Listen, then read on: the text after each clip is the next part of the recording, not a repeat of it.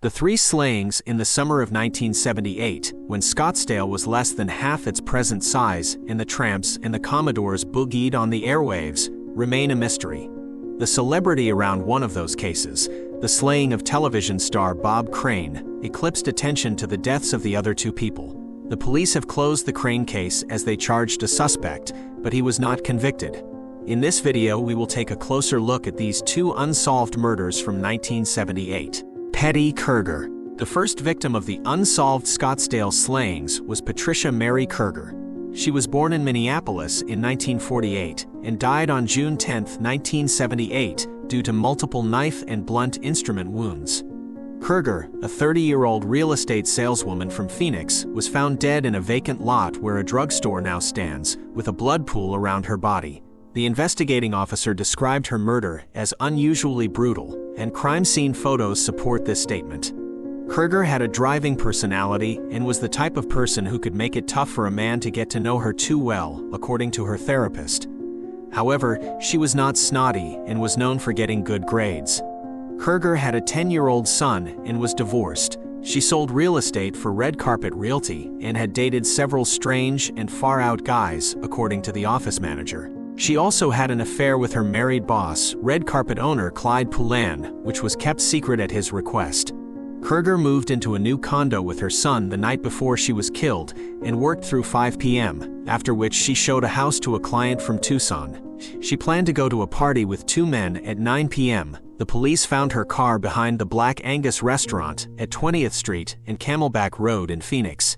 Two female Valley real estate agents had been raped recently under similar circumstances. The killer inflicted significant wounds on Kerger with extreme aggression and brutality, according to the police. They ruled out the client from Tucson, Kerger's employer Clyde Poulin, and several other suspects, including Kerger's ex-husband, who was a part owner of a cottonwood company called Blue Sky Aviation and smuggled marijuana, as he told a grand jury in 1978. On the night of her death, Jay Kerger, Patty's ex-husband, claimed he was directing a plane load of marijuana drop in the wilds of the desert, but his alibi was a diner waitress in Needles, California, whose name was not found in police files. The police investigated several other leads but failed to solve the case. Ken Avvenire. In 1978, Ken Avvenire was a 25-year-old considering a cross-country move from Brooklyn, New York, to Scottsdale, Arizona, where his parents had relocated. Before committing to the move, Ken flew to Arizona to interview with a printing company for a stable job.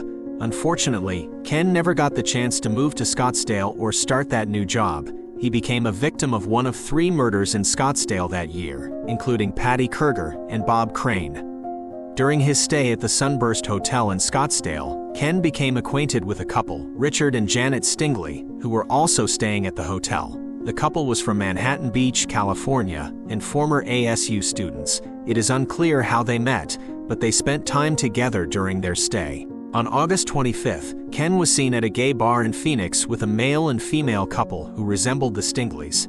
Later, in the early morning hours of August 26th, Ken was seen at another bar, where a witness claimed to have seen him dancing with someone who matched the description of Richard Stingley. On the afternoon of August 26, 1978, Ken was found dead in his hotel room. He had been beaten with a lamp and stabbed 17 times in the chest with a ballpoint pen. Investigators searched the Stingleys' room and found a small speck of blood in the bathroom, but it did not match either of their blood types. The case remains unsolved, and despite some obvious suspects, it has grown cold. The only motivation investigators have ever stated for the murder was that it was most likely a hate crime. Unfortunately, the murder of Ken Avvenire has received very little press coverage. On average, Scottsdale sees about 6 homicides every year. Since the murder of Patty Kerger in 1978, the city has recorded 130 homicides, out of which 20 remain unsolved. In 2016, a cold cases unit was established to finally solve these cases. Thank you for watching. Subscribe for more daily content. And as always, stay legal.